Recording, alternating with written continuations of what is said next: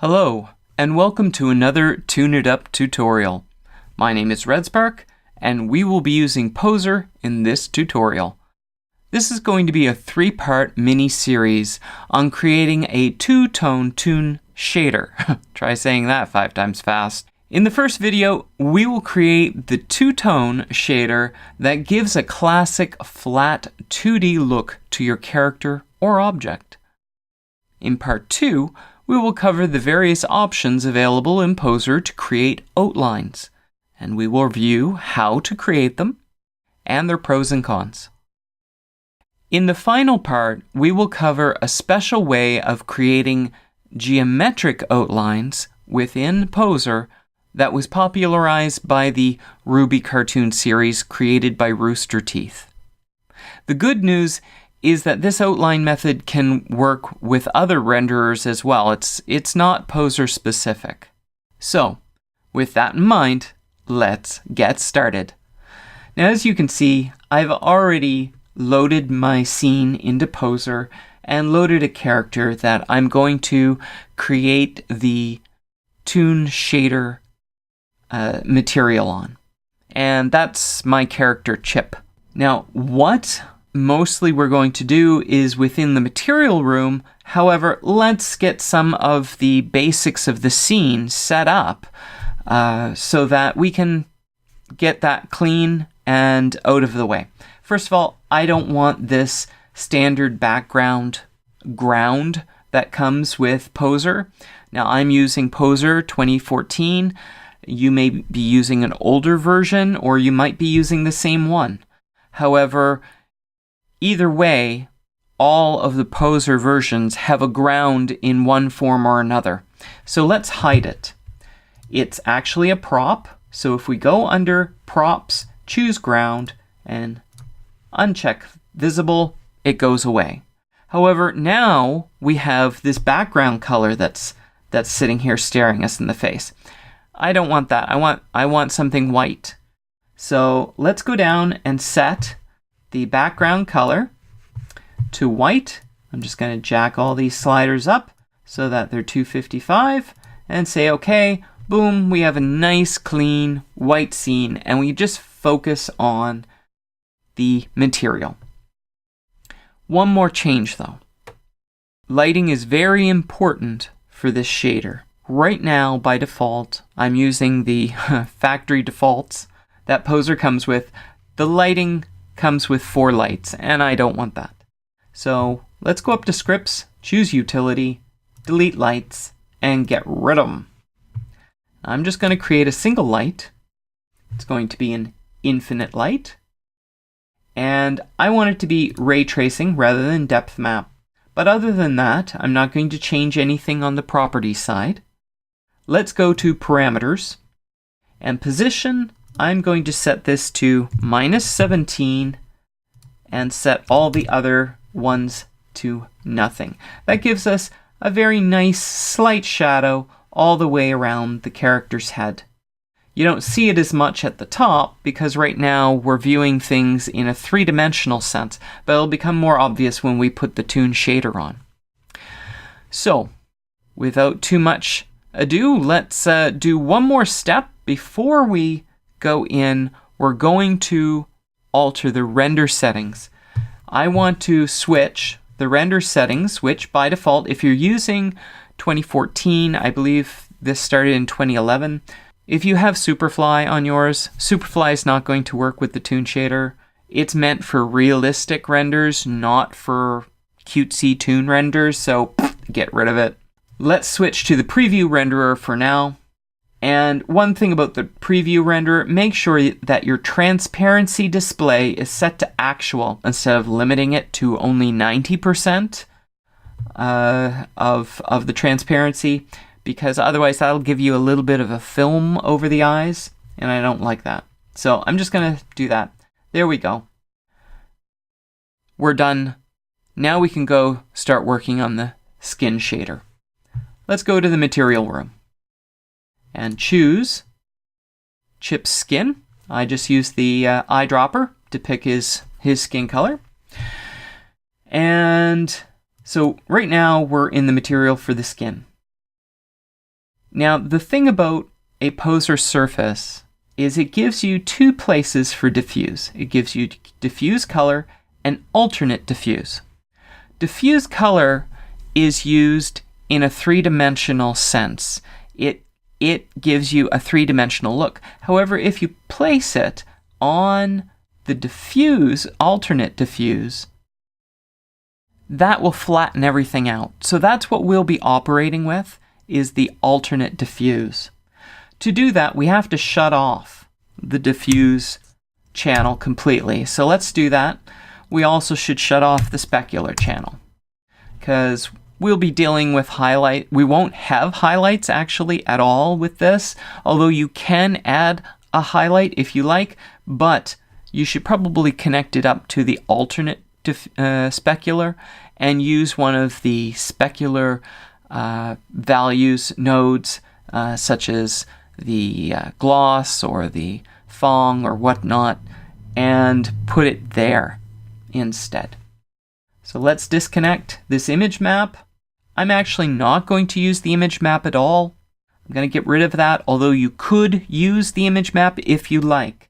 But I find that this image map, it has a lot of shading in it done already, and I don't want that. I want a classic two-dimensional look, so that's fairly flat and only two-tone colors. So let's go in, choose New Node, and then under Lighting, Diffusion, choose Toon. That creates a Toon node. And as I said, let's connect it up to the alternate diffuse.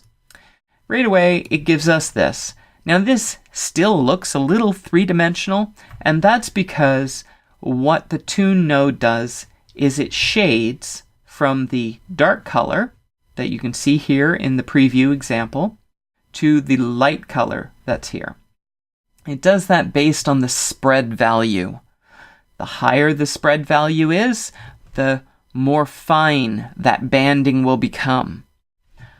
The lower it is, the less banding it will be. So let's set that to a really low value so that, first of all, we'll reduce that to having just two tones.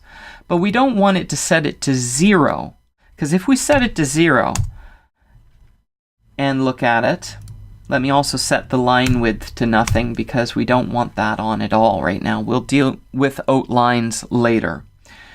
If we set the spread to 0, notice that there's a lot of jagged edges to that shadow that's there. We see it both on chip and we see it in the preview.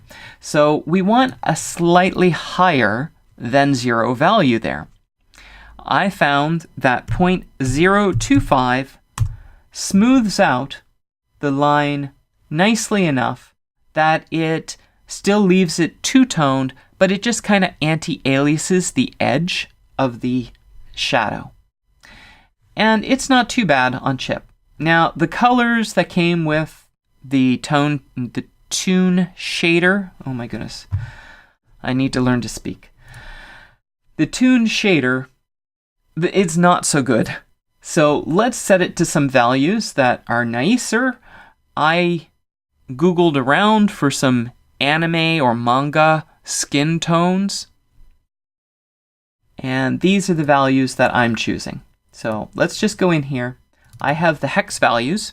Now, if you're typing in the hex values instead of moving the slider bars that are there, there's a little trick, at least with the Mac version. I don't know about Windows, but if you type in, for instance, the value in hex, this is the light skin tone that I'm going for. If I just press OK, it changes nothing. So if I go back in, on the other hand, and I type in F3D4CF and press Tab, then it changed. You can see that both the sliders and the little preview of the color changed. Then if you press OK, it changes. So be aware of that if you're using hex values. Under the dark color, let's change that as well. And let's go for a nice shadow. Press Tab, choose OK, and there we go. This is a classic manga color for the skin, and it doesn't look too bad. Already, the character looks much flatter. Obviously, the eyebrows and eyelashes need to be fixed. Let's just set those to black. They're not that important. I don't need them to... I don't have to use the alternate diffusion and so on because I've got both the specular and the diffuse set to black. If it's set to black, then there's going to be no shading on it anyway, so it's no biggie. But you could put in a simple color and just connect it up to alternate diffuse, and that would fix that.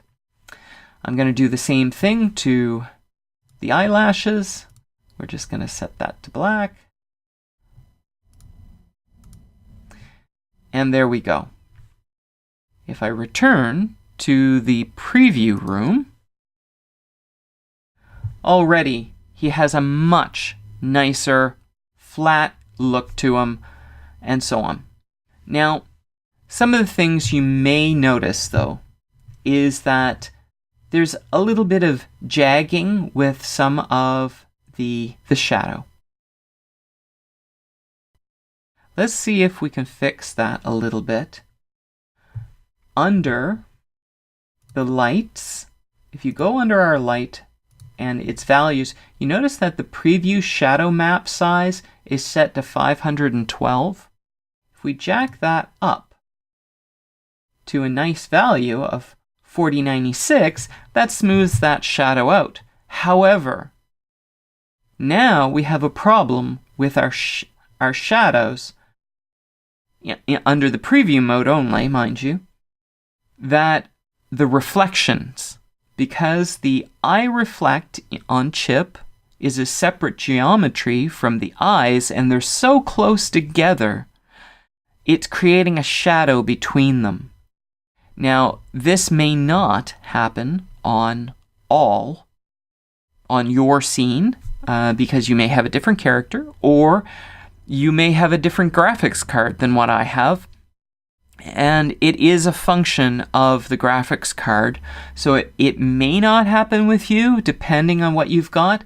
However, to fix that, since we're really going for a completely clean 2D look, let's go back under the render settings, and by default, enable hardware shadows is on.